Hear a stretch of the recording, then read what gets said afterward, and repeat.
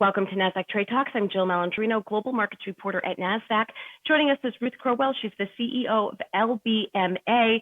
We're going to talk about the gold market trading $62.5 billion a day and how LBMA Trade Data gives size and depth to the London precious metal market. Ruth, it's great to have you with us. Thanks so much for joining me on Trade Talks.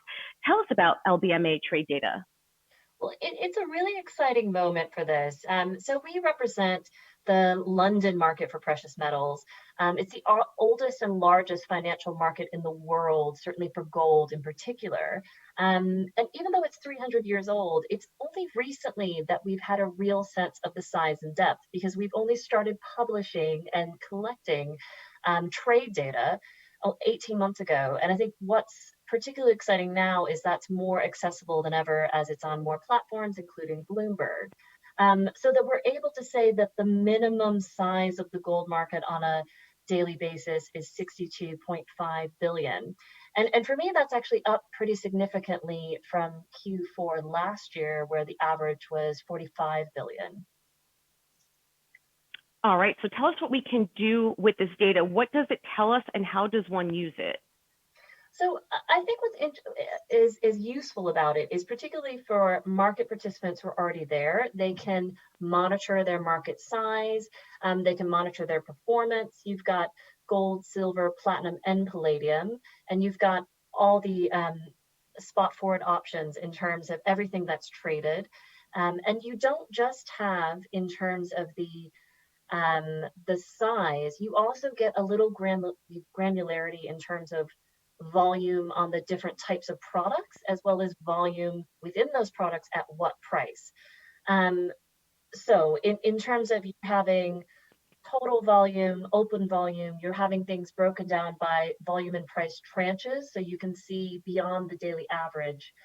You can see exactly where people are trading the most in terms of price point.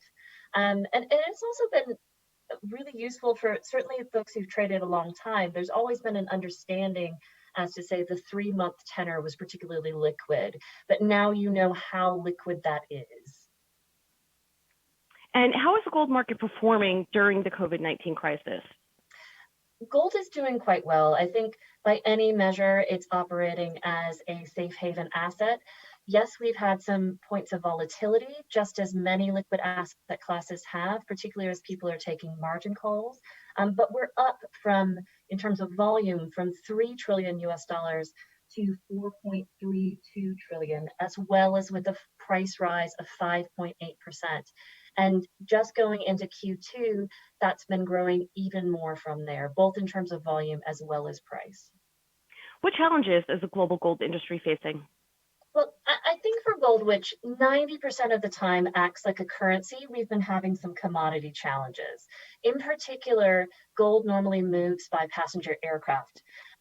So it fights for cargo space amongst a variety of things. And since people aren't moving around the world, there's less planes that are available to go to take that gold where it needs to get to. And that has really been reflected in some of the pricings on what is, normally in terms of a conversion of metal from London or from New York to London, it's about $1, $1.50, and we've seen some quite high prices. A lot of that has settled down, partly because logistics have opened up. Charter planes have become available, as well as some of the restrictions that were on major refineries have now been lifted. I'm happy to report that we keep in touch with all the major infrastructure providers, and refiners, while they had reduced some capacity, are now all back up online and operating at good capacity levels. So yes, there's been challenges, but it's been good business. It's been quite busy, and I think we'll see those volumes as well as prices continue to rise. So Ruth, how is LBMA responding to all of these challenges? Well, I think in relation to COVID-19 in particular, our main role here is to ensure that London is open for precious metals business. And we're doing that primarily through acting as a communication hub and working directly with the major points of infrastructure. I think the primary focus for us is the daily benchmark auctions, as well as the vaults themselves processing metal as two key points of infrastructure. And I'm happy to report a month or so on now that all are functioning well. We've seen healthy volumes through the auction. We've seen those being participated in as well as overseen on a remote basis quite smoothly. And we've had really healthy participation numbers as well as volume through the auctions themselves. So the prices working well.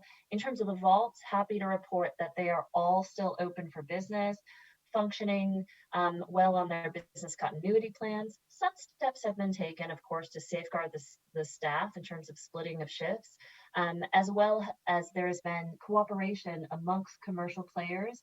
If one of them were to go down, there's the agreement that they would support one another.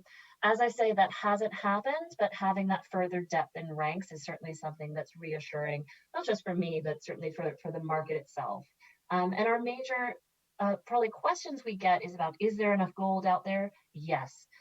London actually has a record amount of gold sitting in the vaults right now. It's 425 billion US dollars worth of gold. So very much open for business. If you have any questions, please don't hesitate to get in touch with LBMA and we'll be happy to help you with them. All right, that's certainly encouraging, Ruth. Thanks so much for joining us on Trade Talks. Delighted. Thank you, Jill. And thanks for joining me. I'm Jill Malandrino, Global Markets Reporter at Nasdaq.